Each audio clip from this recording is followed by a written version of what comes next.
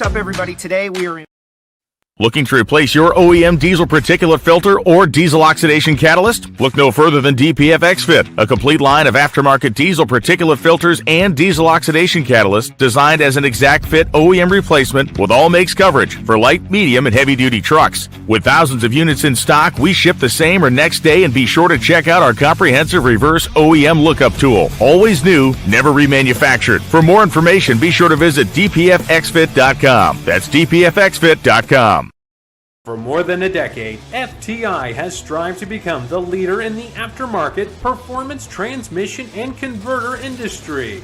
We've joined forces with McLeod Driveline Components under the leadership of Top Fuel Funny Car pilot Paul Lee, and now have a larger distribution network, more resources, and more power. Come see us in the pits and ask how you can join the FTI family. It's not cheating, it is the competitive edge. This is WFO Radio. Hey, everybody. WFO Radio is back on the air. We're getting closer and closer to the start of the 2025 NHRA Mission Foods Drag Racing Series season, the Pro Superstar Shootout in Bradenton, and all the big events that are happening in my home state, WFO's home state of Florida. You got the Drag Illustrated U.S. Streetcar Race this weekend, Rolex 24 getting ready to get started. There's a lot going on. NHRA Divisional Racing, which is what I am getting ready for, inside of 30 days till Speed World Dragway, Orlando, Florida, the Lucas Oil Series Southeastern Division kickoff. They had their banquet this past Saturday night. And will Project Pontiac be ready? Will Project Pontiac make it to run Super Street out there in Orlando? Hopefully the Baby Gators the following week. We just don't know. We just don't know. It's a ton of work. It's going to be great. We're going to get into all of that. Palm Beach International Raceway is back on the market. Anybody got, a couple of $1 million to sit around? Let's pool our money. We'll take everything that you've got and everything that I've got, and we'll all put it in on the track. Let's do it. Got a lot to say about that. We've got a great guest today on the show, Ida Zetterstrom. JCM Racing, Ida going to be on the show, and we're going to speak with Ida about being part of, is it the first Mission Foods Series all-female driver team with Alexis DeJoria? That's going to be very cool. Big announcement for Ida. We're going to talk about that, but we always start off with the voice of the NHRA, Alan Reinhart, who joins us now. We've got great sponsors. We're going to talk about them mid-show, but Alan Reinhart, tremendous storylines shaping up. I see Ida is down there already. And so, Ida, do you see me? She's waving. We're going to get to Ida momentarily. We got to share the show. Everybody's going to blow this thing up. Comment section is going crazy. How's Alan? I'm all right. I'm pretty tired of you, though. I mean, I live in Florida. We're racing in Florida. We got all this racing in Florida. We got everything going on in Florida. The rest of the world is freezing and snowing. I mean, we were in Florida, and we're in Florida. Enough. Sick week. Enough. We got sick week. I forgot to mention sick week is starting is also. I got to tell you, from the credit where credit's due department, Wes Buck has really turned that Winter Pro Mod Series into a big deal down there. Tip of the cap to him and the Drag Illustrated guys. But everything's cranking up. They always talk about the winter break, right? Nobody stops working. You just don't go to the racetrack, and it's getting to be close to time when everybody's going to be packing up and heading down there. Bradenton coming up soon for the shootout, and then off to Gainesville. Of course, we'll be at the division level a couple of places before that. So looking forward to it. I'm ready.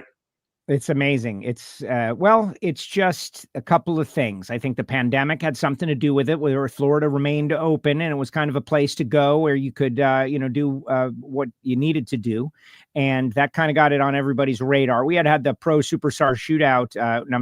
It was called the Pro Winter Warm-Up at Palm Beach International Raceway, a track that formerly Moroso Motorsports Park, the birth of big money bracket racing, the 5-day bracket race there, Dick Moroso's track, is now back on the market. We're going to talk about all of these things, but let's not make our guest wait any longer. Let us bring her on the show, driving for JCM Racing, the sensation from Top Fuel, Ida Zetterstrom. Ida, welcome to WFO Radio. How are you?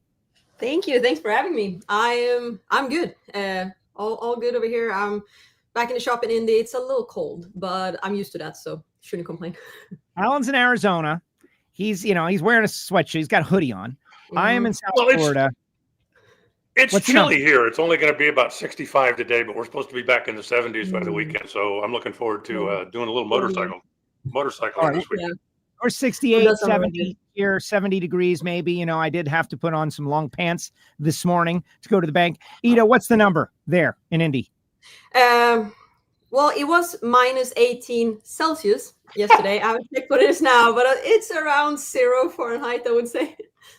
Okay, that Celsius to Fahrenheit calculation is something we should all make. But compared to back home, is that colder? Is it the same? Is it warmer?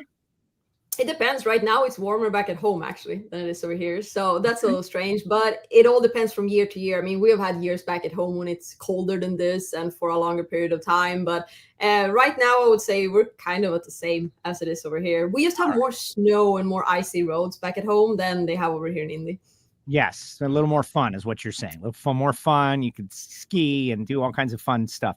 All right, yeah, Ida, I can ski, but other people can. So yeah, right. This is big news for you, though. Like your dream continues. You came over, you made your debut in the countdown last year. You got your first big win out there in Brainerd, vaulted onto the scene, and now you'll be running with JCM. Alexis has the team car, all female drivers. That's kind of a cool vibe. Lay it out for us. What can we expect? Yeah, I mean, I'm super happy to be continuing with JCM, obviously. I mean, all of last year were gaining momentum for this year. And obviously, our goal was to run a full season this year. And that is still our goal. But we are still chasing the funding to be able to do that. So right now, we announced a limited schedule. Right now, we're looking at a minimum of 10 events. And we will announce that 10 event schedule really soon.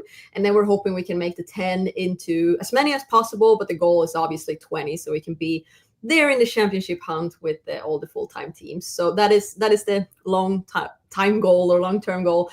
Obviously, a new teammate with Alexis. I'm super excited. I've always liked Alexis, and I think having a funny car and a top fuel is something that I look forward to. I think it's going to be very cool. It's a lot of things are changing, new things, and obviously, I'm excited about Alexis coming on board. I think this is going to be cool.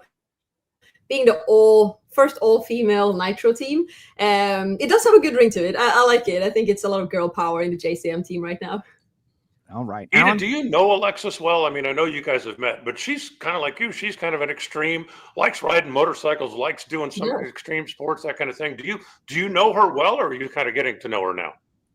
I'm getting to know her. I know her a little bit. I've met her a few times, and obviously, with her also liking motorcycles, I think she was probably the first Nitro driver out here that I kind of, had some contact with, because she likes the bikes. I showed a lot of bike stuff. We kind of talked on Instagram a little bit. So when I came over here, I felt like we already knew each other in a way, but obviously looking forward to getting to know her deeper. I don't know her on that level yet. So I'm excited. That is cool. Now, so someone on our Ignition show last night said, they wanted to be very technical about it. All female drivers. You still got men on the teams. Crew chiefs are dudes, right? But maybe that's something to aspire to. So Neff's going to be on Alexis's car. I would assume John Schaefer's still on your car. Talk a little bit about the tuning calls. Yes, so I'm staying with the same. Obviously, me and John, we were building on basically building the whole team up. Last year, John did a fantastic job of getting all of that put together on a short time frame and being able to go out there and actually deliver and show that we are a team that can be out here and run with the big players. Obviously, there's still a lot of potential left in the car, and that is what we're trying to tap into right now. We ran our quickest and fastest ET during Pomona. So when we kind of got caught up on the settings that the car wanted and what we wanted it to do, the season was over. So I'm super excited on that. Obviously, over here, like you mentioned, Sippy, Mike Neff is doing the tuning for Alexis. And I'm not sure how much they worked together before, but I know they're both excited for that combo. So I think it's all exciting things coming out this year. Excellent. Alan? Ida, you mentioned that you're going to announce the schedule officially coming up in the near future. I was assuming when the announcement first came out that you had 10 races basically funded, that you would start the season. Therefore, if the funding came along later, that you would be in a good position to go into the countdown run for the championship. Are you planning to start at Gainesville, or do we even know that yet? I'm planning to start Gainesville, and we know the races right now. We we're looking at a 12 race schedule that we're trying to narrow down to 10 to have like the 10 that are set. Obviously, it would be the best to start by running 10 races and get the funding to continue to race. Right now, we're looking at doing quite a few of them in the beginning because we don't want to, see ourselves taken out of the championship competition that way. But we are looking at the schedule and where, like, for example, it's the best markets for our sponsors, where it makes more sense for us to be in that regard. And that's what we've taken a lot of into consideration when we're choosing this 10. So that's why it's not the first 10 and then no of them. Like, we're spreading them out more and being more strategic about that.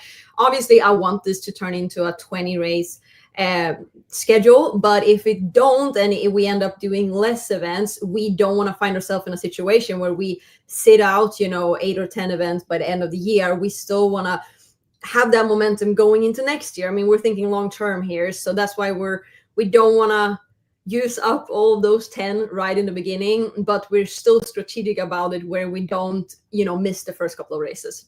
So well, it's not going to be interesting.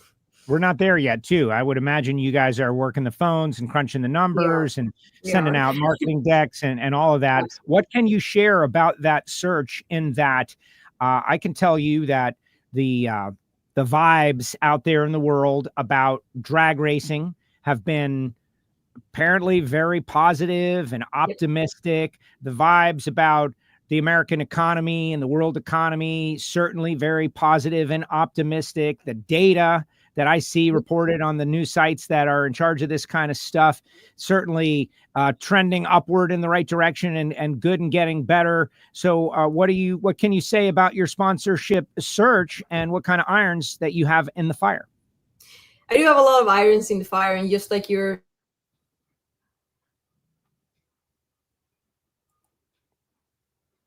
she froze. I was wondering if it was me. Yeah, it's you, Alan. You've done it again. Usually it's me. It's me. Yes, exactly. No, she's just frozen there. It's like, man, she's making the best point ever. Like, this is the best sponsorship talk that has ever happened. We got them all, man. We got, you list all the Fortune 500 companies. They're all there. Come on, Ida. Unfreeze. I'm sure she'll be back in a second, Joe. But in the meantime, what would we need to buy West Palm? I mean, I got like 27.50, I think. All right, so Ida's back. She's moving again. You froze. Yeah, I don't know what happened. Irons in the fire. So when that happens and you freeze, can you hear us when we tell you, like, hey, you're frozen? That's got to be a very helpless feeling. Pick it up at irons in the fire, and then I'll answer your question, Alan. Go ahead, Ida. Yeah, we do have a lot of irons in the fire, and just like you mentioned, I feel like everything is going upwards. Drag racing is doing really well. I mean, we are working really hard with our team, and I'm doing a lot on my marketing side and social media and like all of this. But drag racing in general has good statistics, and people are speaking really highly of getting into drag racing. So I'm hoping we can be able to find some new companies that might not be in drag racing yet, but want to get in there. And we have quite a few of those in the mix right now with the companies we are talking to. I also feel like people might have, it's been a little bit of a standstill. A lot of companies haven't been able to make their big moves yet. I feel like where they want to get in marketing wise, but I feel like all of that is kind of loosening up and getting better. So I'm really hopeful that we can make this season longer this year and that we can get more great partners on board. But obviously it all comes down to the return on investment for the sponsors and how you work with those partners. And that's where I feel like we have a lot to offer with what we're doing. And I am right now in discussion with a lot of companies that might be hitting, both the American and the European market. And that is some of the sponsors we've had in the past too. I mean, I work heavily with Dodge, for example, starting out Dodge Europe. And then over here, it's part Dodge Europe and part Dodge. And same with Edelbrock. Edelbrock has a big presence in Europe, but also obviously over here in the US. So hopefully we can get some more of those in the mix and just come out there with a really strong team, strong partners, and be able to really show what we can do. Alan? Well, Joe wants to talk about all the business stuff. I want to talk about the personal stuff. You dreamed a long time about coming over here and being a part of the NHRA circuit. You got a taste of it last year. You were around for most of the races. But how much are you looking forward to your first run at Gainesville? Your first four wide, your first, there are still a number of things that you haven't done yet. And, Yeah, I got to tell you, I was having a conversation with a guy the other day, and he said, asked me about some of my memories, and I said, well, I like new adventures. So, the first time I went to Gainesville was really something. The first time I went to Indy, the first time I went to Pomona, but you've still got a lot of firsts on your list. Is there anything that higher, lower? What are you really looking forward to experiencing now for the first time? I mean, I had so many firsts on my list last year. Even when I wasn't racing, I was at every event with the team. So I got to experience so many racetracks for the first time, not in the race seat all the time, but at least being at the track. So every weekend for me was something new. And when I started racing, there was a lot of new tracks, obviously, and not a lot of new competitors, a lot to take in from all different directions. So as much as I love all of that, and there's still going to be a lot of new stuff coming in this year, I kind of like the fact that I've actually been at every track that I'm going to show up to now. I know a little bit about where everything is at, where things are located, which way are you turning off the track, what are you doing, all of those kind of things that I somewhat have more knowledge about this year than going into it last year. I mean, last year, even though I've raced dragsters and drag racing forever, I felt like a rookie in so many ways because everything was new. I mean, everything from the people you work with and, the person that meets you at the top end that you've never seen before. Now, all of a sudden, I have seen those people. I have seen these places. There's still going to be new races for me, still going to be a lot of new experiences, but everything doesn't have to be a first, if you know what I'm saying. And I'm kind of looking forward to that, to having kind of a little more experience in that regard and focusing a little more on the driving and like all that than just taking in everything around. Excellent. How about the first time you're going to be in lane 3 because you've never done that before? Yeah, that's going to be a strange one. Yeah, I'm not sure if I'm terrified or excited. We'll see. Well, which is it? Like you've seen it. It's got to be pretty exciting. It's going to be happening pretty close to the start of the season. I mean, it's cool with something that's different. So obviously I want to try it. It's something different. But just, standing behind the car when you're there with the team and looking up and trying to figure out which scoreboard is what and who's doing what and who actually won, like it's a lot. So let's see if it feels like it's more or less when you're in the car. It might actually be a better experience in the car than when you're standing behind it trying to figure out what's going on. We'll see. So let's keep it on that. In that, all right. So you had these, big dreams, and you accomplished a huge part. You came to the United States. You're competing in NHRA Mission Foods Top Fuel, but it's not just about finding the sponsorship and getting in the car and getting to the track. Like there's a competitor in there, right? A competitor that wants to win. And you were able to score around 1 win in your first ever race. You went to the semis. You had some really good success. All those things we just spoke about, like shaking off the how do I get to the track to comfort to compete. Let's talk to the competitor. And what do you think is possible? I think your results last year showed everybody that you're in contention to win races.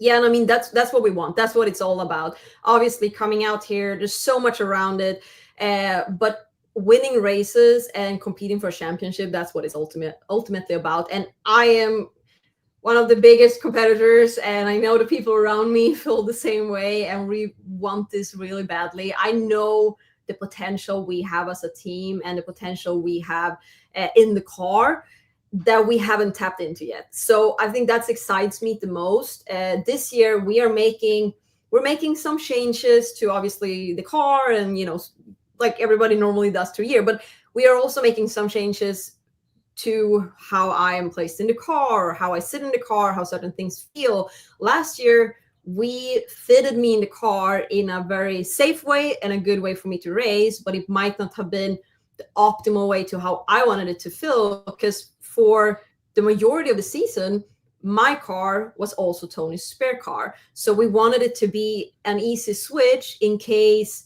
Tony were to ever need it during that time, he could fit right into it too. So we kind of made a compromise where I sat in a really safe way in the car and a way where I could operate the car, but it might not have been optimal to how I wanted it to feel, because we also wanted it to be able to fit Tony in case of need. But this year we can also work on exactly how I want things to feel and, feel the most comfortable in the car. And I know how much that plays into how you actually drive and you're feeling in the car. I know last year I had done testing in the car, both in mine and in Tony's, and then raced Reinhardt and went straight over to Europe to run the car that I won the championship with in 2023 for just one event when we were there with Dodge and KW, and it was together with my old team. I hadn't sat in that car in like a year, jumped into it, and you're not second guessing anything. Everything just feels comfortable and right and so damn easy, and you just go down track, you do your thing, and it's just everything just felt like second nature. And I feel good in this car, I do, but it doesn't feel like second nature yet. It doesn't feel the way that it did in that car that I was so used to driving, and that was set up in a way where I just felt so comfortable doing everything. So that's what we're chasing. Like, obviously we're chasing a little more of that performance, we're chasing a little more of the stability, like all that, but a lot also with how I feel in the car, because I know that I could do better as a driver, be quicker in certain reactions, be quicker at the tree, like all that. And that plays into being so comfortable in the car. I mean, you want to feel like you sit there and you don't think about what you're doing. You just do it because it's second nature. So for me, that is my biggest goal, to kind of find that, because I know that there's untapped potential there too for me, not just, the potential of what the car can do performance wise, but I know how good I was when I felt like that. And I know I can do decent when I feel okay in the car, but I know I can do really great when I feel great. So that's what we're trying to find. Alan? Yeah, it makes a lot of sense. I know a lot of casual fans think, well, you're only in the car for 4 seconds. I mean, really, who cares? What difference does it make? But we've seen a lot over the years, especially where somebody buys a car from somebody else, or somebody gets in to drive somebody else's car, and just moving the steering wheel or moving the pedals or makes a big difference when you've got to be in there and you're trying to concentrate, and you don't want to have to be thinking about, okay, this car does this or that car does this. So I think that the way you explained it was wonderful. How much European racing are you planning to do this year? Do you know that yet, or is that still all up in the air? Right now, I don't have anything on the schedule. Last year, we did Hockenheim, but that wasn't actually, we weren't there racing. We were there doing an event with Dodge Europe and KW, and we were filming for the In and Out series that I've been hosting on their official YouTube series. But I was running the night show. So like, we have a really big show at the Saturday night of Nitro Olympics, and I was running that. But this year they moved the schedule, so that race is actually going to collide with Reinhardt. So depending on how our schedule is going to look, it might be a race where it collides with a race I will be at. And obviously that is the main goal, to race all of them, and Reinhardt would be on my schedule. So we do not want to plan on going somewhere else during that weekend. So as it looks right now, I do not have any European races on my schedule. Since you mentioned Reinhardt, I want to, you guys were talking a little earlier about sportsman or the sponsorship side of things. If somebody was looking to do a one-off, is that something that you're willing to talk about, or do you need somebody to be able to commit for 4 or 5 races? If somebody said, hey, look, my business is in Minnesota, I really want you to be in Minnesota, would you take a look at a one-off? Absolutely. We're very open to that. And we are also ready with different bodies. If any sponsor would like to do maybe a one-off, or let's say that we have a sponsor that says, hey, we're only interested in Pomona and Vegas, or Pomona and Phoenix, or whatever it might be, we can wrap a body for those events, for those sponsors, or make certain arrangement that works for them in just those areas. That's absolutely a big opportunity for anybody that wants to come on board. Awesome. Great news. All right, what about vibe check, European drag racing? You talked about Nitro Olympics, and I have not been, but I've heard that it's kind of more like a wild, scene. There's a party, you've raced motorcycles there. You've gone really fast over there versus NHRA Mission Foods national event drag racing, where, we got more competitors. I would imagine we have the same amount or maybe more fans, depending on where we are.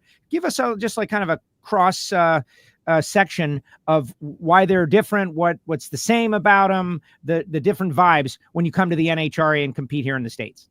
Yeah, I mean, it's different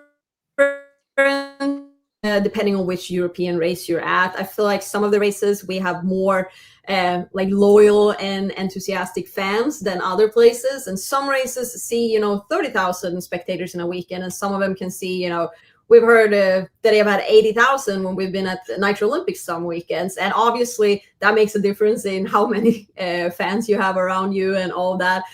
We have not been as many drivers in Europe, which also means that most of the people, if you come there to see Nitro and it's only 6 drivers, obviously we're gonna get a lot of them in our pit and, you know, coming around wanting to have an autograph or use part or whatever it might be. But I feel like Hockenheim has always been one of those where the fans have been, you know, just a little extra. And I think one of the reasons why Europe has that a lot is a lot of the times there's only one event per country, you know, one time a year. So everybody really makes sure they go to that event. It even comes from other countries nearby just to see that event. And that plays a part in why they get so big. I mean, a lot of people say racing in Europe is smaller, but obviously we have huge crowds. We just don't have, you know, the 2 million TV views that weekend because we don't broadcast on TV. But when you come over here in to the NHRA races, there's great crowds, but I do feel like there's a difference on the crowds on different places. I feel like on some of the places, the fans were, I mean, when I debuted in Brainerd, the fans were absolutely fantastic. I remember so well when I went out that semifinals. I turned on a big red light. I felt like I sucked. Like that was a hard time for me. I sat inside, did everything I needed, and they said you have fans outside, and I said I'll be right to it. Like I needed to go through some stuff with the team. And when I walk out, there were so many people there. I couldn't understand it, and they were all, you know, clapping their hands, cheering for me, saying that they love me. And I was like, why? I just red lit. What are you talking about? Like, why are you here for me? But they were so nice. Like it just had that vibe that you don't find everywhere, I kind of feel like. And I have to say that like Maple Grove was one of them too, where I just feel like the fans, they stuck around longer. They really wanted to stay there and talk to you. They wanted to, I think we didn't give out more parts any other place than we did at Maple Grove, because there was just so many people standing there waiting, a lot of families with kids that wanted to come see the race car and all that. So I feel like great crowds in NHRA everywhere, but sometimes you get those small places where you can just feel like the vibe is a little different, you know. Love that. You know, it's interesting you mentioned, and I guess I had never really thought about it, but in Europe, that you're going to different countries, there's a lot of travel in between events when you're going. But over here, it's very common to see the same fans at Epping that you would see at Reading or at Vegas that you would see in Phoenix. Yeah. And that's got to be really different when somebody comes up and goes, hey, I remember what you did last week or 2 weeks ago. And you get a little bit more of a following, I guess, over here, don't you? Yeah, I mean, I've actually had a good, you know, following in US even before I came over here, and that's because of social media, obviously, and people, you know, interested in the sport. So I felt like even when I came over here, even when I wasn't racing, there was a good amount of people that came around because they knew I would be in the JCM pit and they wanted to talk to me and so on. And that made me feel really good too, because it felt like I wasn't just new, you know, it wasn't like nobody knew who I was. Obviously, a lot of the Americans have gotten to know me more this year with me being over here for the first year, but it gave me, you know, that feeling that I wasn't brand new over here, and it felt good. But obviously, just what you're mentioning with people that keep showing up on several events, or, you know, you see people that you might see on 6 or 7 events a year, that doesn't really happen the same way in Europe. If they're not there with a team, usually they only go to 1 or 2 events per year. Maybe if you go to 2 events, it's the 2 that are at Santa Pod in UK, because you go to the first one of the year and the last one of the year, but you usually don't travel around to different events. So that is a big difference for me. Well, we need to change that, right? We need the Euro fans to go on a trek and hit multiple races and all that. There was a question over here though. Like we've had a lot of Swedish fans over here, and I will say for some reason in Texas, I think I had 40 Swedish people. I didn't know them. Like just came by and said, "Hey, like we're here to watch you," and so on. So apparently that was a big market, so to say, for Swedes to come over, but also Gainesville. There was a lot of Swedes in Gainesville. I'm expecting it to be a lot this year too. But very cool to see how many Swedish and European people have come over to NHRA to watch us race. What about that? The Johnny Lindbergh effect. Is that a thing? Like, did he pave a trail? Was there a trail blazed a little bit for you? Like that, you know, the Swedish drivers are great drivers and they know they're drag racing, and look at Johnny. Yeah, I mean, obviously it helps that we have had several drivers here, and I think that there's probably a lot of fans that rooted for Johnny heavily, obviously when he raced and came over here, and now they're coming again. And then there's also a wave of new people that have found us recently, because I came over and they also found Johnny because now he's tuning for in funny cars. So I think right now everybody that really loves drag racing that are Swedish, they're sharing for me, and they're obviously sharing for Johnny for on the tuning side. So I think that's very cool to see. Absolutely. And Bent Blomberg obviously is out there. He says Finland in the house. Bent, I know, was down there at the Stampede of Speed. Top Sports and Racer. Final question for Ida, Alan. Well, I don't know that I have any more questions. I think she's answered everything. I'm really looking forward to getting started and looking forward to seeing your team get out there and hit the track. Hopefully you can find some extra sponsorship and expand your schedule, and hopefully you can bring even more fans from over on the other side of the world. I really hope so too. Yeah, that's the goal. Absolutely. Ida, thank you for making the time. Congratulations on so much. continuing this process. You and Alexis on the same team. Super cool. Great marketing opportunity. Got a lot of attention in the social media in the first couple of weeks. You guys haven't even hit the track. I look forward to having you on the show when you win your way on, though. Like that's a different interview. Absolutely. I look forward to that. I'm looking forward to it. Thank you, Ida. Appreciate it. Have a great season. We'll see you at the track. Thank you. For sure. Take care. Ida Zetterstrom with us here on WFO Radio. She's going to win her way on the show, I think. Alan, I fully expect it. They certainly got all the tools they need over there, with the funding of JCM. Even if they don't necessarily have the funding to run the full season, it's not like they're using 5-year-old parts, and they've got everything they need over there, and there's certainly plenty of knowledge. So, as she said, they were getting stronger towards the end of the year. They made their best runs in Pomona, and I think if they make some small adjustments in the car, and again, I don't know how many of the casual fans realize how important that stuff is. If the pedals aren't in the right place, I remember a number of years ago when Gary Scelzi got in a white cap car, that Bruce he let me had been driving. Sarver? And yeah, Bruce Harver, there you go. And Gary couldn't drive it. It was, he'd doink a block or drive out of the groove, and he was really, really struggling with it. And it was just a matter of Bruce liked the steering wheel in a different place that Gary did. And as silly as it sounds, right? I mean, you're driving theoretically in a straight line for 4 seconds, but being comfortable in the car is still very important. So those little tweaks that they make to get her comfortable, I think are just going to make her even better. No, I agree. Heard a lot about comfort in race cars last year. Excited about Ida. And if you're a fan of Ida, a fan of drag racing, please share the show for interviews like that. The more our people get to know our drivers, the more they will love the sport. Simple as that. Now, tough to talk about Ida without speculating a little bit about Tony Hsu, our greatest top fuel racer, 8 championships, 10 Indy wins, 88 wins. He put out a post on social media that said, don't worry, I'm working on sponsorship. It's not the right time to say anything just yet. This was a Facebook. It's in our WFO group, his direct post. But Tony put out a communication that made me feel hopeful that we might see him out there as well. Well, I hope so too. It is certainly it's a better race when Tony Schumacher is a part of it, simply because of the credentials he brings. When Don Garlits was in his heyday, and back then racing was a little more fractured than it is now. He didn't necessarily go to every event from every sanctioning body, but when he was there, it was better. When Tony Schumacher is there, it's better.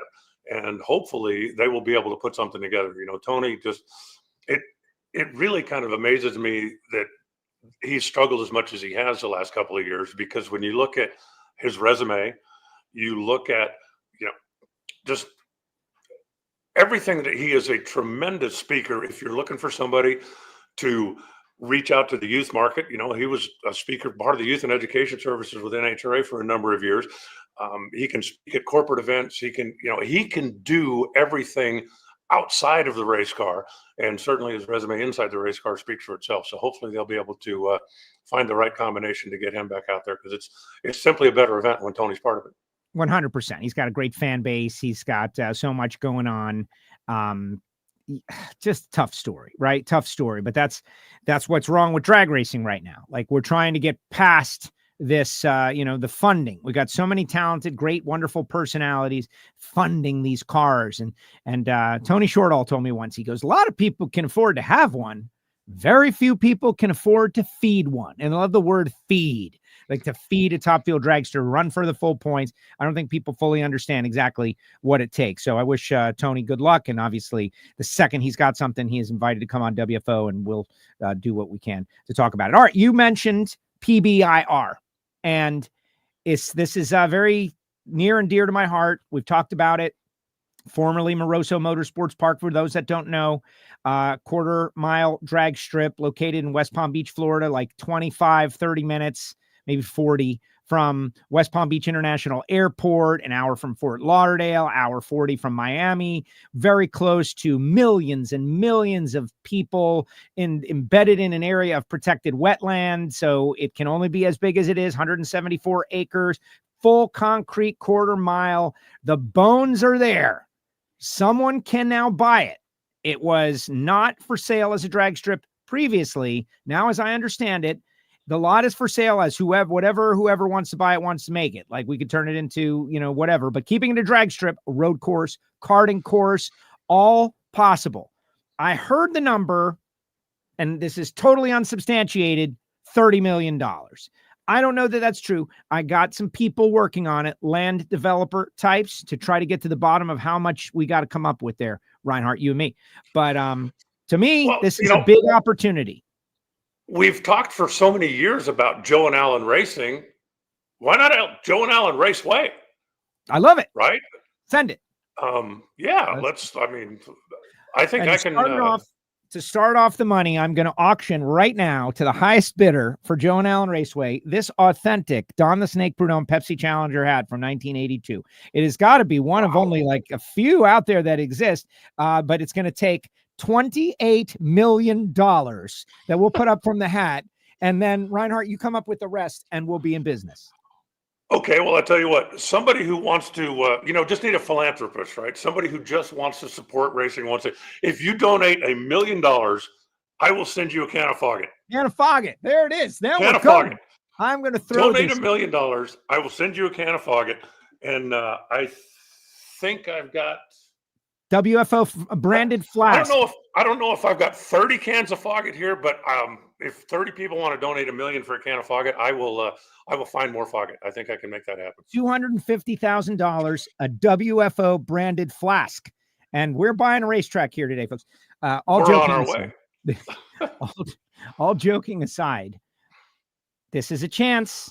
It's not going to be a national event facility, but it could be a B-spec facility like South Georgia Motorsports Park. It could be the New England Dragway style event. Like you might have to be a small event, but you could get 15,000, 20,000 people in there. Parking would be an issue, but there are ways to do it. Drag racing community, unite, form up, save this track. Get in there, kick some tire, get these people to talk numbers, and we've got to figure it out. And Bobby Bennett, Competition Plus, wrote a story, is writing a story. Drag Illustrated, first on the scene with a story. Good job, guys. Like, we got to save this track because it's still alive. The tower, the iconic tower, is still there. Cletus bought into Bradenton Motorsports Park. Cletus, you got the money, baby. I don't know. See, that's the thing is I don't know. A lot of money. I don't know. Well, and Joe, you know more about this than I do, but as I understand it, that racetrack had a pretty good road racing contingent, right? I mean, a lot of people down in that part of the world that have exotic cars that want to come out and play. And so there's more income possibilities than just, Saturday night bracket racing and try to do whatever you can with the drag strip. So hopefully somebody will. Okay. Let's take 2 minutes to tell you the history of it, because this is one of the tracks that I grew up at. The original Moroso Motorsports Park, which prior to Dick owning it, like a couple of different people owned it. I'm not so sure on the history. Rupp's track was a short track. It was kind of outlaw track. They had like a Woodstock style festival there. Like the Stones played there. There's like drugs in the sand, in the dirt there. It's crazy. But it had a integrated road course into the drag strip. So you could only be doing one or the other. So when Dick Moroso bought the thing in, I think, 1981, 82, he was very drag racing centric. But when I started to come on the scene in like 1989, 1990, and we would go bracket race there, the road course guys would be using the track during the day.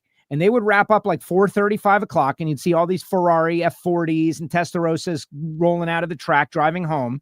And then the drag racers would go in, and we would set up and we would use the drag strip. That's the way it was until the early 2000s makeover, when the track was purchased, and you remember IHRA was involved and all of these things. And they said to themselves, let's split the two tracks so we can have road course racing going at the exact same time as drag racing is going.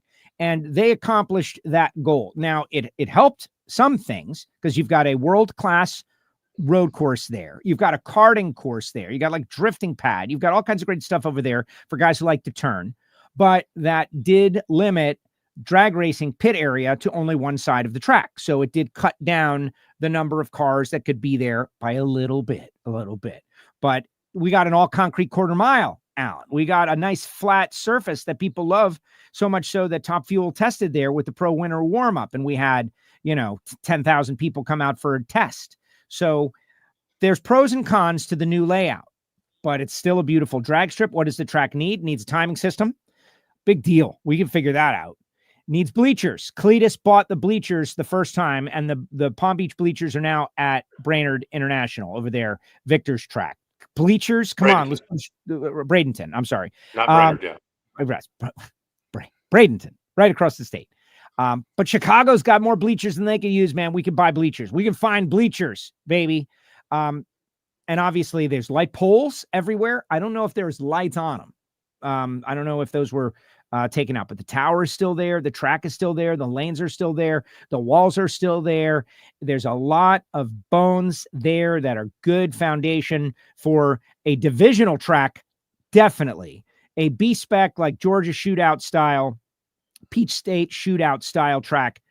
Definitely. I have been there when the house has been packed, like made a lot of money. Jet car shows, Super Chevy shows, Street Outlaws. Seen it packed. It could be packed again if you got somebody in there who knew how to run it. And then finally, location. South Florida real estate, close to airports and millions of people. Like, just if you bought it and did nothing with it, it would be worth twice what it's worth now in 5-10 years. So now don't say that. It's a huge investment.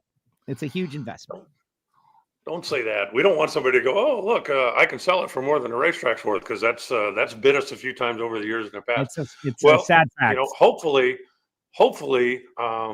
somebody out there is willing to make the investment, somebody that will keep it in the drag racing family, because they're going away faster than they're being built right now. And so anytime we have an opportunity to save or bring back an existing racetrack, man, I'm in. Anything I can do to help.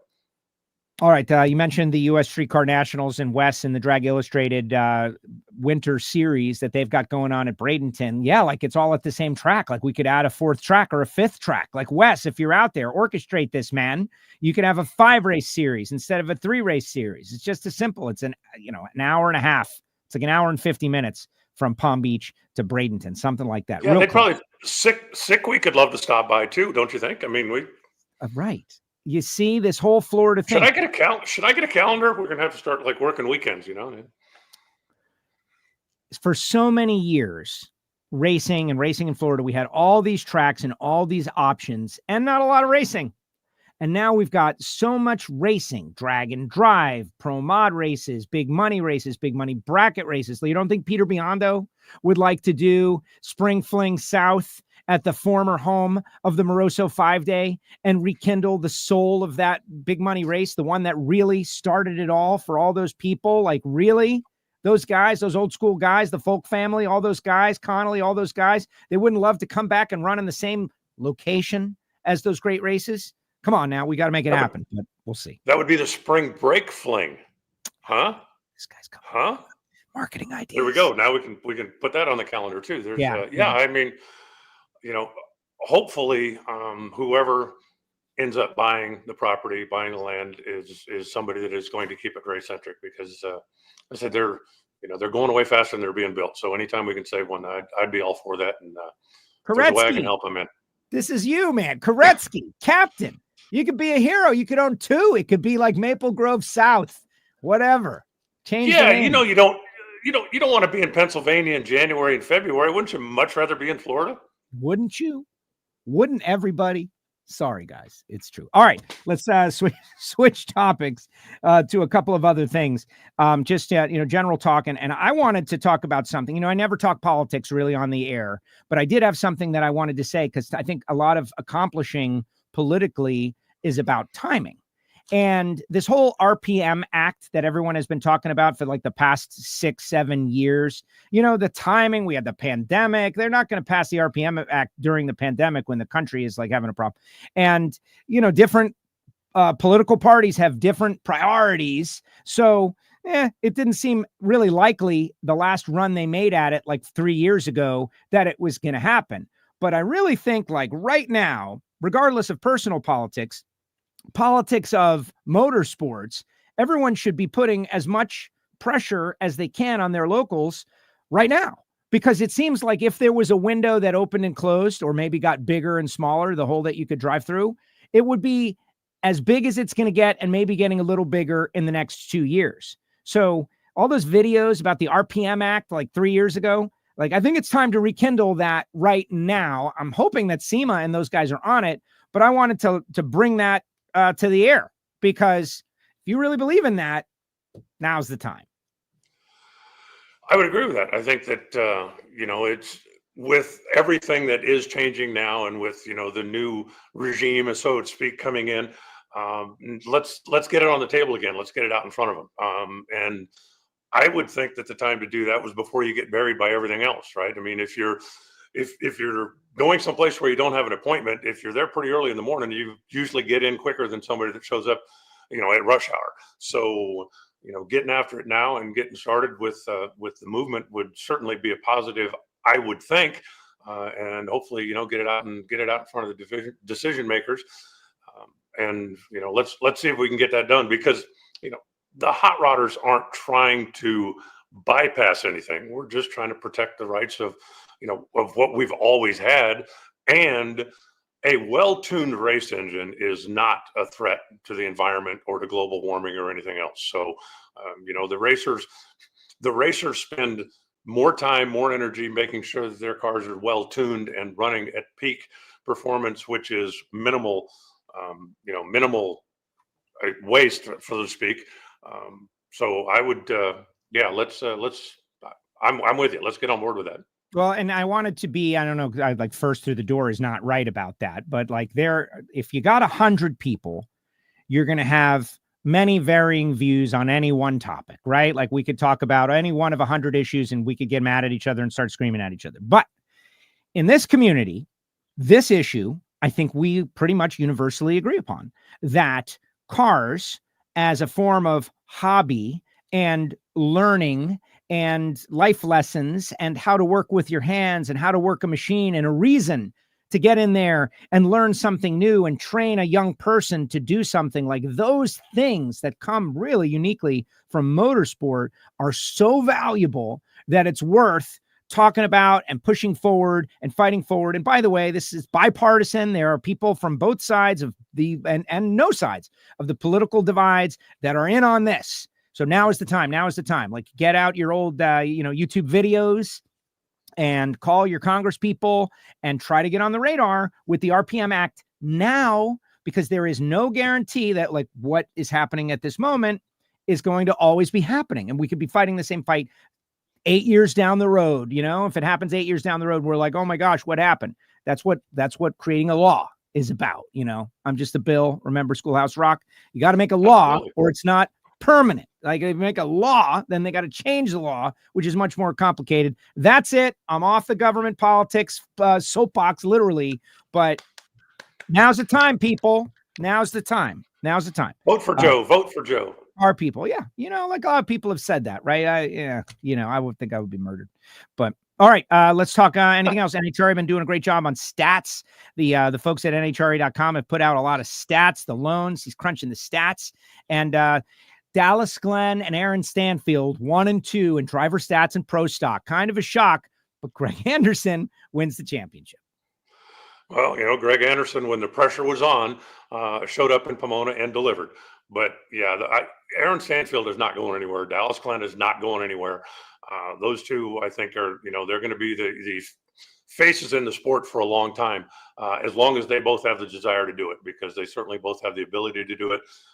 The funding looks like it's in good shape, so it's going to be fun to watch those two battling it out again. We've talked about in the past that I think anybody that's followed the class for any amount of time expects Erica to come back with a chip on her shoulder this year, simply because by her standards, she didn't have a great year last year. So that's going to be in the middle of the mix. Greg Stanfield getting into a pro stock car is going to be something. And, there are a lot of others out there that really are on the ready to win list, right? Where they've been to final rounds, they've been number one qualifiers, they've gone, you put all of the Quadra boys on that list, put Jerry Don Tucker on that list, put, the number of drivers that have been out there. And I think that, pro stock is going to be fun to watch. I love the stat thing. I also love what they've been doing with the top 5 lists, being such a pro stock centric guy, going back and looking at the top 5 when the headline said top 5, whatever it was, oddball pro stock machines to win. Yep. Before I even clicked on the video, I went, okay, there's this one, there's this one, there's this one. I got 3 out of 5 right. But, Brian digging into the archives and doing stuff like that is pretty cool. And I think it's great that they keep fresh content and keep interesting stuff coming out during the winter break. We're going to be back on track before you know it. So we'll be back to race results and that kind of stuff instead of what we've got now. But what they're doing is pretty cool. All right. Slightly controversial. And this is like, I don't want to tackle these things.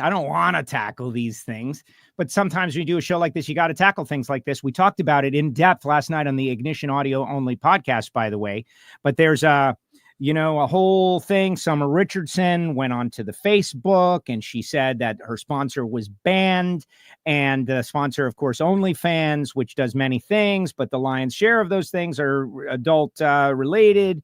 And a lot of people immediately jumped on and was like, this is, terrible and all of that thing. I did some basic reporting and I have gotten some feedback. I did send a request into NHRA for a what's your side of the deal? I haven't gotten a response just yet, but from what I understand to be true is that the word banned isn't necessarily accurate, right? Like banned, it's about sizing, it's about positioning, it's about a lot of different stuff. We've been down this road before, Alan, with alcohol sponsors, with gambling sponsors. This is one where, the sanction made the decision like, hey, we don't want to do this. What, as far as I know, what do you know? I don't know anything about it. I know, what I've seen online, but I have not spoken to anybody at NHRA or Summer or any of her group. I can certainly understand her disappointment if she had a deal in place, but I also think that what most people think of as OnlyFans, and I'm not on it, but as you've said, it's adult content. And I don't know, if you are presenting yourself as a family friendly sport, bring the kids, bring the stuff, then advertising with adult only content is something that you certainly are going to have to take a close look at. And what goes into making that decision is, way above my pay grade. And who makes that decision is, an office quite a few floors above mine. I hate the fact that, Summer looked like she had things in place to come out and, run a season or run a complete schedule. And now that's not going to happen. But, I also think, when we tell people, bring your kids, look at the junior events, look at the things that we do, look at all the stuff, that having adult content sponsors is something that you would need to take a very close look at. Yeah, well, exactly. And it's a great challenge, unfortunately, but I think they're sorting it out. The problem is problem. I know. I'm sorry, Joe, but it just, one of the conversations online went to, what about when Penthouse was out here on a car? Or what about, we used to do tobacco and tobacco's terrible. And what about this? And what about that? But what you did 50 years ago is completely irrelevant to what's going on today. I put out a post that said, 50 years ago, my dad would give 10-year-old me a note and send me to the store to get cigarettes, or I could just get them out of a vending machine. 50 years ago, if you got stopped drunk driving, there was a pretty good chance that the cop was going to give you a ride home. 50 years ago, what my dad said was discipline is called child abuse right now. Right. There are a lot of things that we used to do that now are getting a closer look. And especially since everything's under a bigger spotlight, right? Since you're online now, since you're on television on a regular basis now, since you really need to, at a corporate level, I would think, be careful about, what your brand is promoting when you are promoting. We are family friendly. We have, look at the kids, look at the kids, look at the kids. I remember when the Junior Drag Racing League first started coming out and we were running them in exhibition at the national events. One of the absolute from the top, this is law. Don't ever mention the Winston lane, the Budweiser lane, the Coors lane when there's a 10-year-old kid on the track. You cannot do anything that associates tobacco, alcohol with kids. And some of those sponsors have gone away, but it's a different world that we live in these days, right? When you used to bring 12-year-old kids and 14-year-old kids in the winter circle and you give them a Winston hat so they could hang out there and look good with their dad, you just can't do that anymore. And so with adult content websites and adult content things, I think that you need to be very careful before you decide yay or nay. And we'll see how it all comes out. 22-year-old Joe would have had a different opinion on this than I do now. It just as I've seen more and evolved more and realized, I don't have kids, but I've got people who have got kids. Certainly interacted with a lot of people with kids at the track.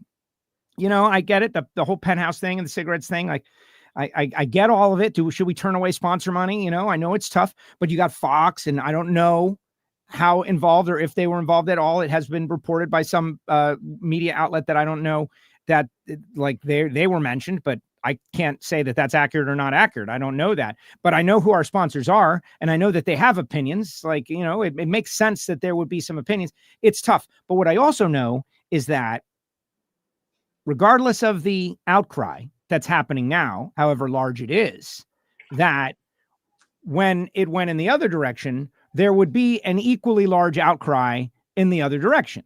There's always going to be kind of like a seesaw counterbalance to the deal. So it's not uniform outrage. It's a bummer, but there would be outrage the other way too. And, that's why certain people get paid the big bucks to make these decisions, because they are tough decisions that will have repercussions down the road that we can't even think of what they are. It's tough stuff. All right. One more question for you. We're going to keep it controversial. As I'm talking controversy, the numbers are going up and everybody wants to get in on the controversy. We had Ida on and everybody sharing the show, hopefully subscribing. I'd love to get over 5,000 on our YouTube channel, please. Thank you very much. So share the show. But this is a big one. Josh Hart, he put it out on the Twitter X, and it's a hot topic. Beard or no beard? Well, as a general rule, I don't look at other guys and go, hey, that's but I think beard makes him look a little meaner. Reinhardt says beard. Yeah, I think so. All right, I'm helping Josh. I don't want to steal his X traffic, but I saw this post. Most people who have followed my broadcast for the last 30 years know I am anti-beard. Don't like the whole beard thing. When beards came around, there's only one person that I know of that the beard has actually worked for, and that's Brian Loans, who went from ordinary announcer to voice of NHRA strictly by growing a beard. He'll tell you that. He was a regular guy like the rest of us. And then next thing you know, he's voice of the NHRA. Why? He grew it with Fox. He grew a beard. Yeah. On Fox. He's the guy because of the beard. He'll tell you. It's amazing. But when Josh Hart, remember when Sean and JR and everybody was growing the beard, we're all taking the Seinfeld vacation from ourselves with the beard.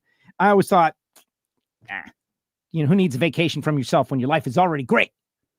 But when Josh Hart does it, I got to tell you, that's a pretty good looking beard right there.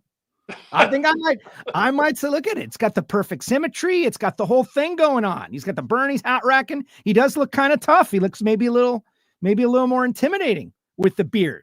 I think I'm inclined to vote beard as well. Okay. What say you, audience? Beard or no beard? 2 thumbs up from the WFO universe. That's it.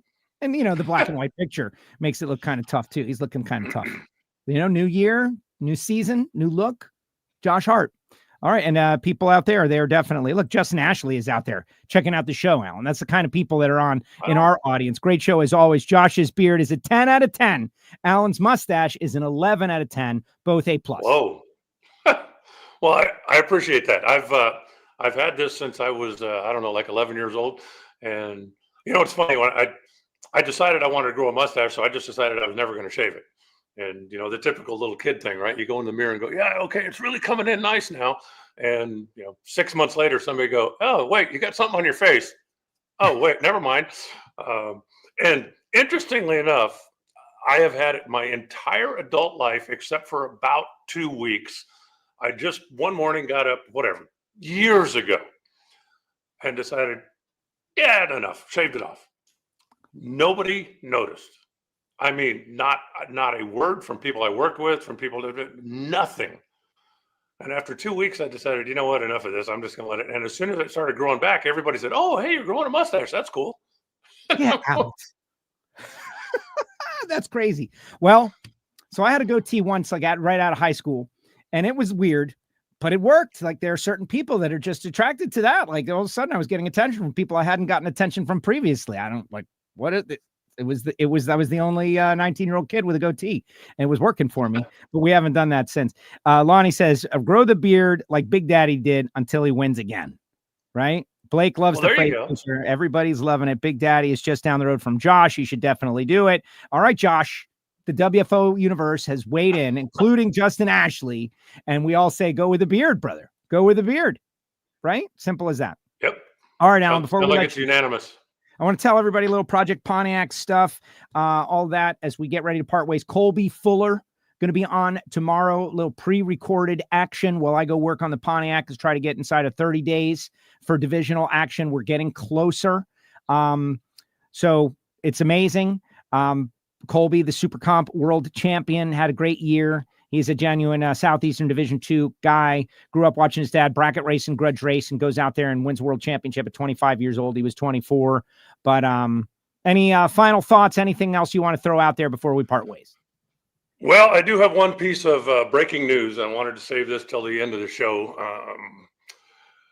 Basically, it's this. I am not returning to the NHRA to be part of the announcing staff of the national event side in 2025. It's been just a hell of a ride for the last 30 plus years. The first time NHRA put me on a plane to take me to a race was 1991. The first time I announced, I believe it was 1989 at the national event level, when I just came out and did my local race at Firebird for a couple of years, and then joined the staff. But the last 30 plus years have been a really, really fun, wild, incredible ride. I've met a lot of people. I've gotten to see a lot of things. I've gotten to do a lot of things, and I've enjoyed every minute of it. But good things do come to an end, and this is one of them. It's just after all the time, after all the travel, after all the stuff, it is time for a change. And I can't tell you exactly what I'm going to do next. I have been speaking to a number of different people, some race teams, some racetracks, some other things about staying involved in the sport at some level. Hopefully, before Brainerd, I'll have something locked down. Could happen pretty soon. I just don't have anything locked down yet. But yeah, after 30 plus years of being the first guy there in the morning and playing Come On Eileen and all the travel, all the hours, all the hotels, all the stuff, I will not be part of the NHRA announcing team on the national event side going forward from here. And whatever happens next, stay tuned. I'll let you know on my social channels or wherever as soon as I know. Wow. Just, wow. Gut punch right there. You said Brainerd, like I said Brainerd, but do you mean Bradenton? Bradenton. We both, yeah. It's my fault because I put that in your brain, and it's you my did. fault. Well, actually, you know what it is? B. How much do you love Christy Copham? The most. Today's her birthday. So that's what's got me thinking about Brainerd is I need to send her happy birthday wishes. And, but yeah, that's what's got that had Brainerd on my mind. Here comes the reaction now, Alan. Like, that's the thing. It's like you drop this is a nuclear weapon on top of the WFO universe right here. And, Monica, no, it just won't be the same. My kid is going to be crushed. some form of child abuse. Alan, way to go. Oh man, love hearing you announcing. Obviously, no. This is quite the twist of news. I'm speechless, says Henry. Eddie, wow, you'll be missed. Holy crap, says Jim Essex. All of these things. I'm like, I hate it very long. Looks good. Talking about your beard, all of that. Best of luck in your ventures. We're going to miss you. Okay. Can I push back like a little bit? Sure. Are you sure? Like this is the right like move? Yep. It's time. And, you know, just from a little, I don't know, behind the scenes, for lack of a better term, I'm not quitting and I didn't get fired. I'm a contractor. I have been a contractor the entire time. My contract ended in 2024. I've had a couple of discussions with NHRA during the winter break, and it just seems that we're not going to come to terms for 2025 going forward. So, you know, we've had, at least I have had a tremendous time the last, again, 30 plus years. You know, Brian Loans is talking about, and NHRA's got a big celebration coming up at the Charlotte 4-Wide. It's going to be the 1,000th top fuel race in NHRA history. I think I've been to 730 of them or something like that. I've been, you know, on the road for a long time and doing this for a long time, and you know, times change. As I said, good things come to an end, and this one has run its course. So we'll see what happens next. But it's certainly strange not being online looking for plane tickets to Gainesville right now. So just, you know, things change. The world keeps moving. Drag racing certainly is going to continue on. And my hope and my very sincere thought is that I'm still going to be involved in drag racing. I'm just not sure exactly when and where. And I said I've been in discussions with some different groups. So hopefully soon something will be lined out in stone, and I'll be able to make an announcement. But it's time for a change. Well, okay. So for those that don't know, Alan has been a mentor to me as a, you know, an announcer and a drag racing brain, you know, like someone to think about the inside of drag racing. Prior to that, I talked about it on talk radio and certainly bracket raced myself, but the business side, the behind the scenes side, been doing this since 2005, like just talking drag racing together. And we had some great conversations when Mr. Fry went to retire, like, Joe, you know, like this is something you should think about. And we've worked together for like the last, you know, it feels like, you know, it's 2025. That was 2012. Do the math. It's like 13 years. This is definitely a big change. But most importantly, though, whatever is best for you is like what I care about. Whatever is best for you and what you think is right is the right thing. And so I support whatever you think is the right thing. Well, I appreciate that. And, you know, I'm not leaving the planet, so I'm reasonably sure that I'm still going to have interactions and run across people and be around. So we'll just, again, we'll see what the next chapter is. I don't have anything officially locked down yet, but hopefully very soon. And whatever the new adventure is, you know, I always enjoyed going to new places, doing new things, seeing new things. And so whatever the future is, it'll be new, and new adventures are something that I've been chasing for a long time. So it was a hell of a run. I enjoyed it more than you can possibly imagine. And it's just time for a change. We don't have the rights. Otherwise I would play like some solemn music, you know, like Time of My Life, Green Day, something like that. But we don't have the rights to do that. Alan, all right. Well, I figured you'd play buzzkill, man. What a buzzkill, man. Like, oh my gosh, we have Ida, like everybody is like up, and like, here we are. It's like, oh, Reinhardt. All right. Well, thank you for everything, obviously. But like you said, you're not leaving the planet. Okay. Alan is still alive, guys. He's still alive. The CUDA is going to get finished. It's all going to be great.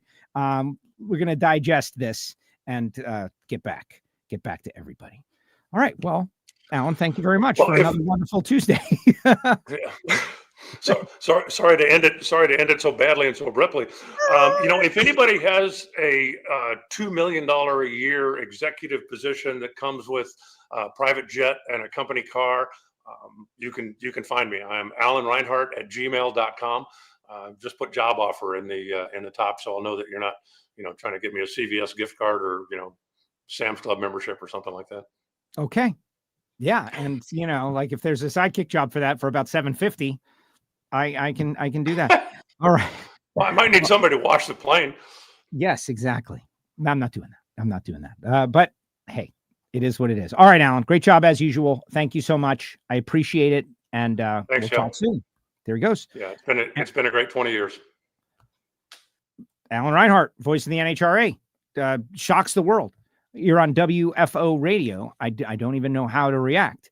I'm going to digest it and think about it and get back with you after I tell you about our great sponsors here on WFO Radio. Listen, we went right to Ida at the start of the show. I got to tell you about the people who make this amazing show that just broke all kinds of news possible. Like, who are the people who make it possible for me to go WFO? And the answer is Bernie Speed Shop is one of them. We're having a little fun with Josh Hart and Beard No Beard, right? I never say beard, but I'm saying beard on this time.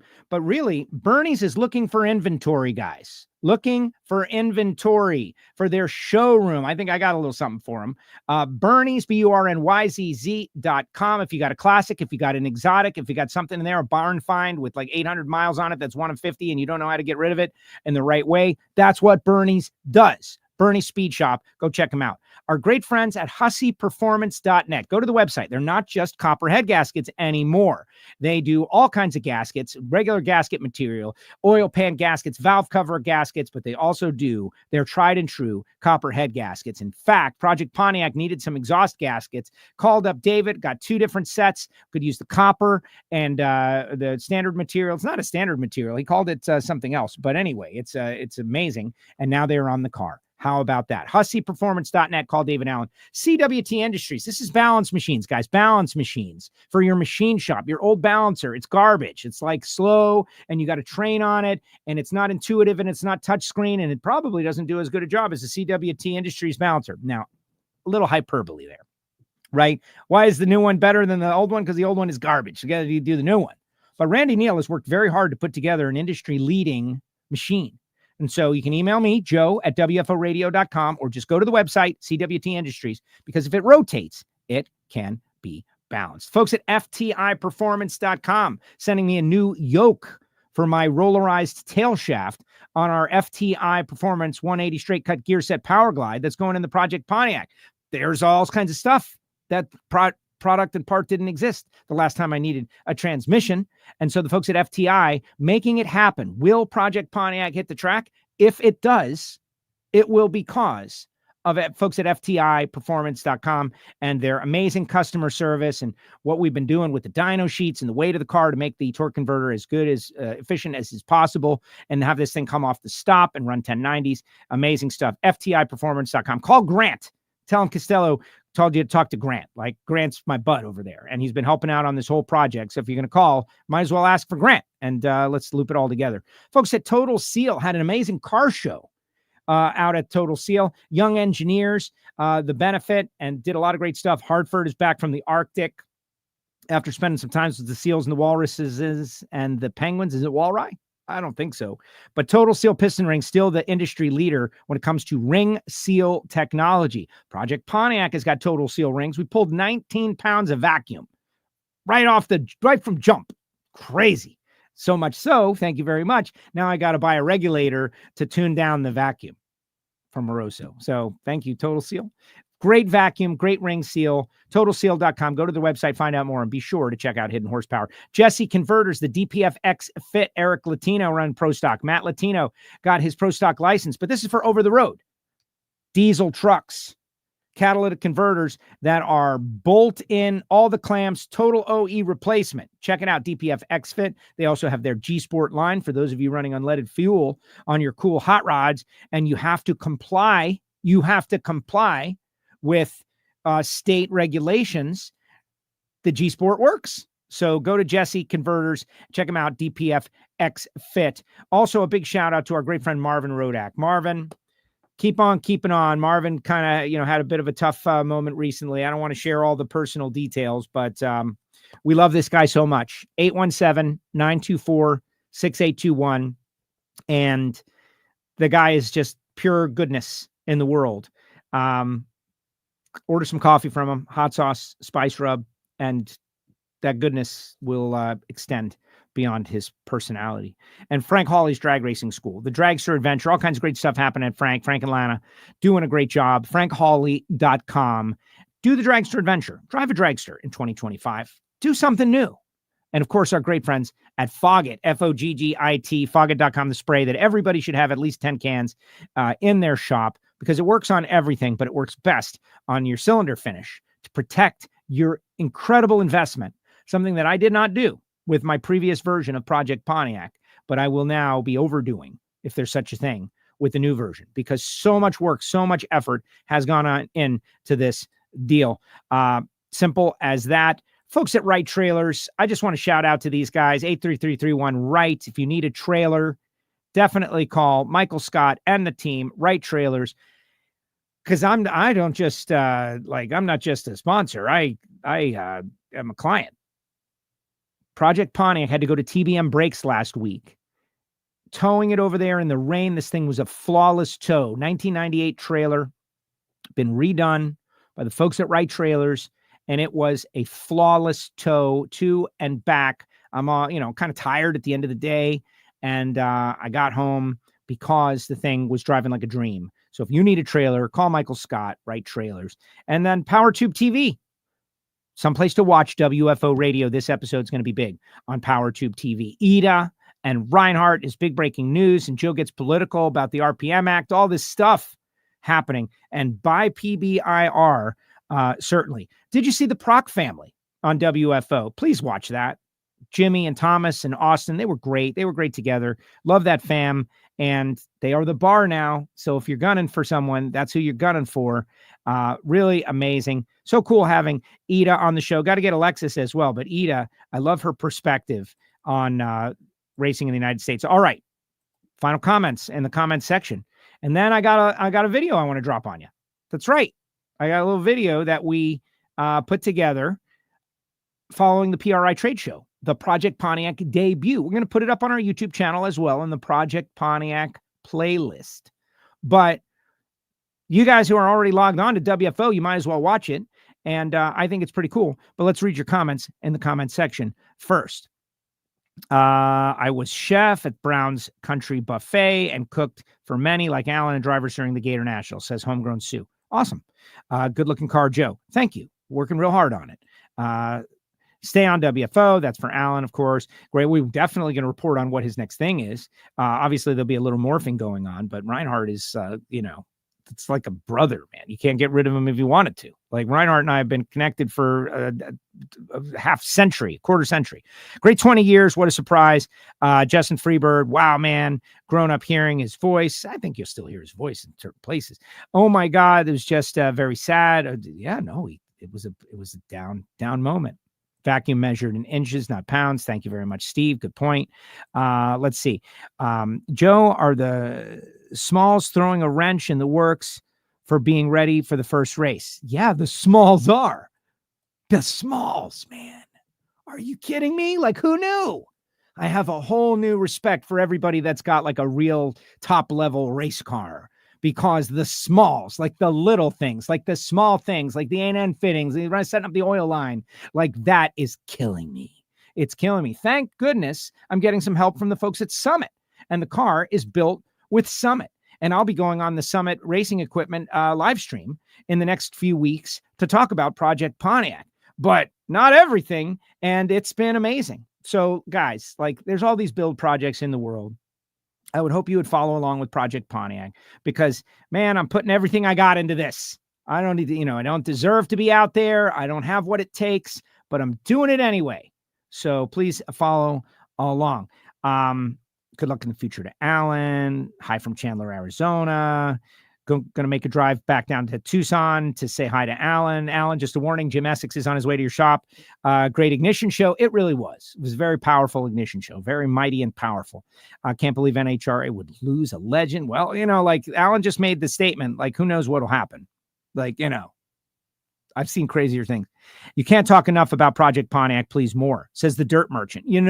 Thank you for saying that, because I don't know. I think that inherently my training is that I'm talking about a topic or another driver or celebrity like Ida or having someone like Alan on as an expert guest, but to talk about my own endeavors is kind of anti to my own programming.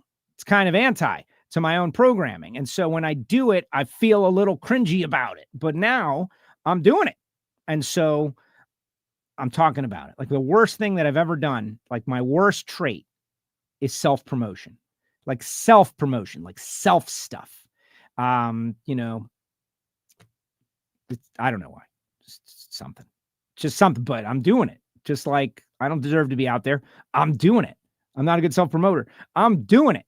Get involved. Project Pontiac. I'm your old lawnmower grass cutting guy. Oh, I was David. Oh, well, you can use your name, I think. Who is this? Like, I gotta, don't tell me on the air. Never mind. Send me a direct message. Right. All right. So now to bring the show back up, hopefully, we're going to watch the Project Pontiac PRI video. Braylon Rooker put this together, overcame technical glitches, audio glitches to capture the moment. There were some interviews that happened that unfortunately, due to some, I don't know what it was, like Chinese influenced radio waves or something. But we did have an audio glitch that made, and it unfortunately affected some things, or maybe it was just the sound of the convention hall, but none of that matters. He captured the moment. Let's check out the PRI debut in the Foggett booth of Project Pontiac. To get it right is to build it from scratch. We have made well over our target, which was 800 horsepower. And so now we're headed to the PRI show. The engine's going to be on display in the Foggett booth. WFO, everybody. Project Pontiac is here at the PRI Trade Show, a collection of the racing's greatest.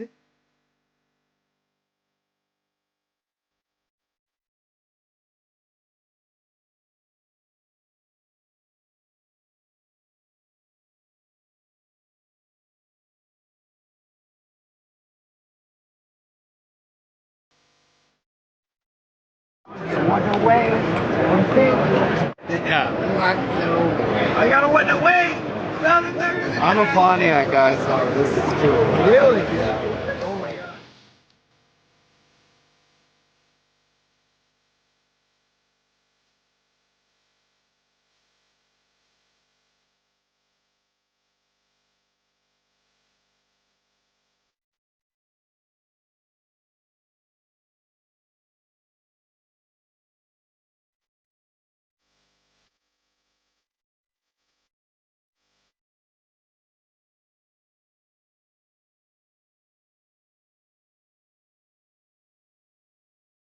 Been amazing. Everybody coming by, checking out the engine. They all seem to like it. I love it. I am thrilled.